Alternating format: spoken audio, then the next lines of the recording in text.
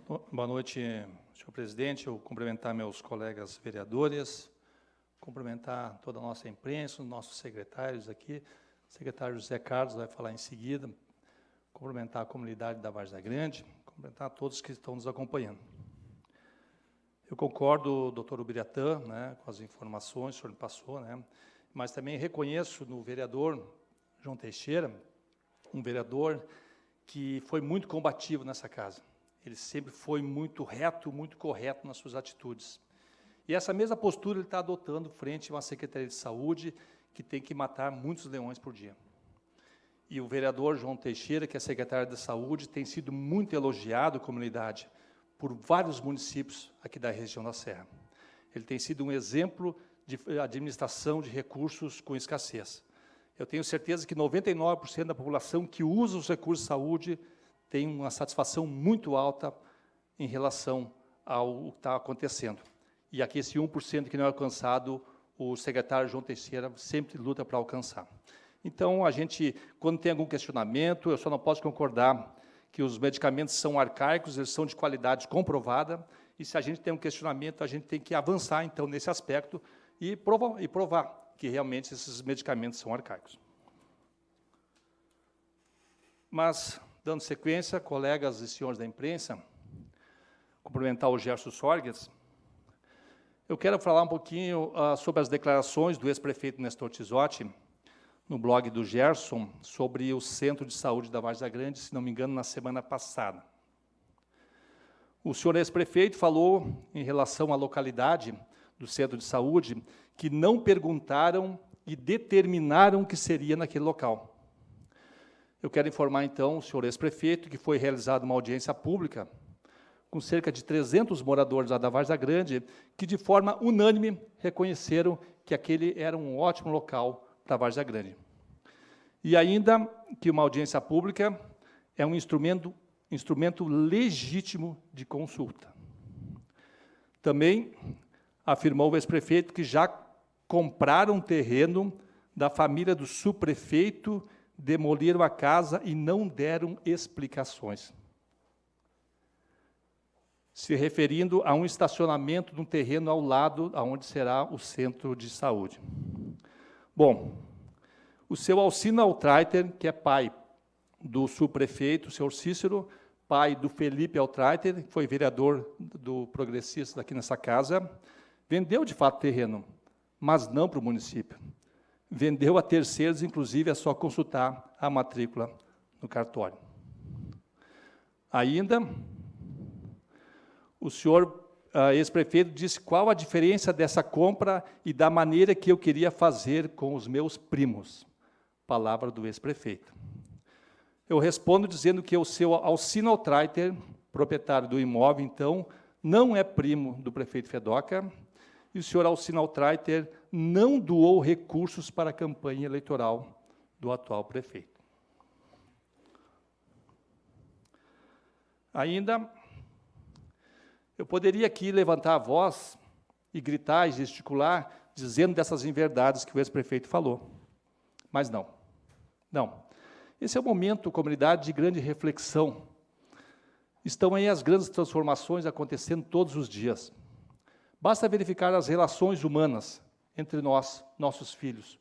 Como estão se dando essas transformações? Basta verificar as relações comerciais, como estão mudando rapidamente. Ou seja, o que deu certo recentemente, há um tempo atrás, não significa mais absolutamente mais nada daqui para frente. Nós precisamos, sim, enquanto pessoas que querem o bem, ter capacidade de inovação. Nós precisamos quebrar todos os paradigmas e apresentar modelos novos, principalmente na administração pública. Por isso que eu venho dizer que no dia 29, agora na sexta-feira, o MDB apresentou o esboço de um seu plano de governo. Um plano de governo que não foi realizado numa tarde de chuva com cafezinhos, não. Que desde o início desse ano está sendo pensado e discutido. Um plano de governo que não precisa ser ao MDB, mas precisa ser uma comunidade que reconhece que é importante nós provocarmos mudanças radicais nas relações. Continuando, no plano de governo do MDB, senhores da imprensa, nós questionamos qual o tamanho correto do secretariado municipal aqui de Gramado. E não que fosse uma oportunidade pré-eleitoral. Não, mas qual o tamanho do secretariado adequado para uma prefeitura que consiga também trazer maior eficiência ao serviço público. Sim, e as novas relações do poder público. Como nós vamos aprofundar esse questionamento, senhoras e senhores?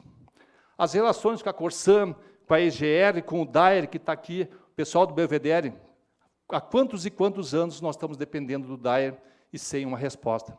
E que falar do saneamento público, que nós estamos há décadas brigando com um governo do Estado que, cada ano que passa, está pior.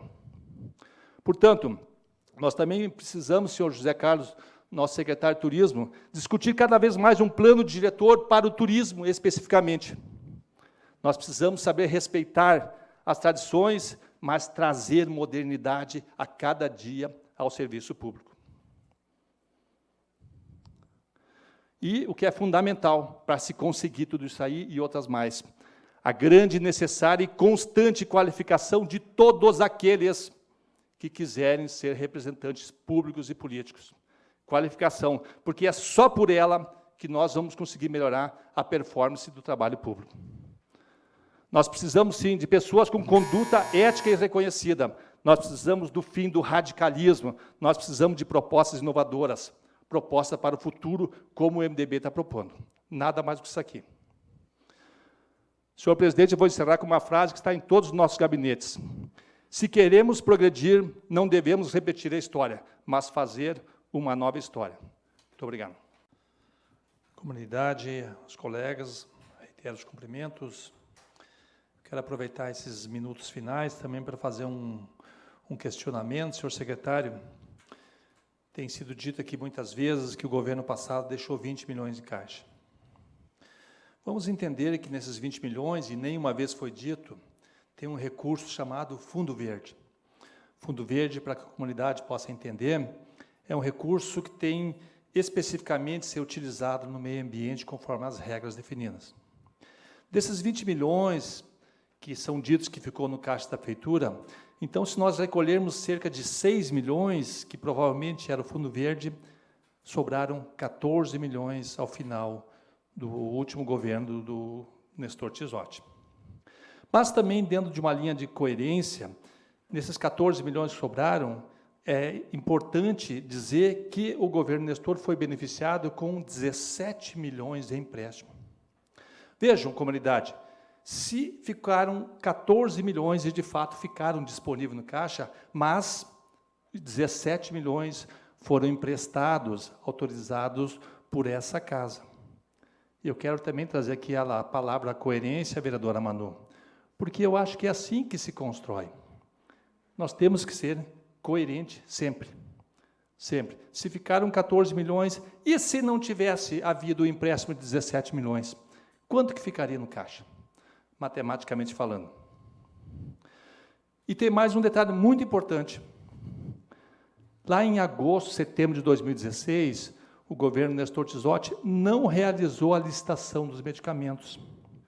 Eu gostaria que alguém me dissesse aqui, de forma clara e objetiva, por que não foi realizado. Eu vou fazer uma afirmação e quero que alguém me questione contabilmente. O governo Nestor não fez a realização da licitação dos medicamentos porque não tinha recursos. É uma coisa óbvia. E quero que alguém me questione contabilmente. Porque vamos tentar se colocar na posição de um prefeito municipal. Somente isso para fazer ele não comprar os medicamentos. Ele não ia tomar uma atitude dessa.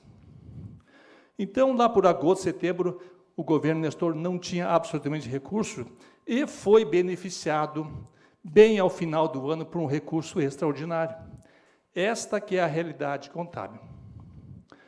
Em relação, senhor Rafael Ronsoni, ao plano do governo do MDB, o senhor pode deixar que eu fale dele à vontade, e o senhor que cuide do seu plano de governo. Obrigado.